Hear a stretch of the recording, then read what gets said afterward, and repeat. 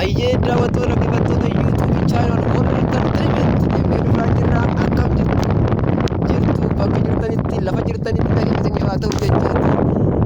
Iddoowwan garaa garaa isin hawwachiisaa jirra. Iddoon kun naannoo Finfinnee asuma dhiyootti kan argamudha. Baay'ee kan namatti tolu daandiin garaa garaa qilleensa hawwatu kanneen akka midhaan gosa garaa garaatiin kan argamudha jechuudha. Illee kan baay'ee tolee isin daawwachiisaa akkasumas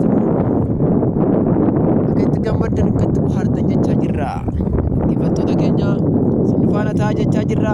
Akkasumas immoo chaanaalii keenya yuutuubii Oromoo Entertainment akka hin daganne jechaa jirra. Sheer subscribe gochuun itti bohaaraa jechaa jirra jirtu jechaa jirra.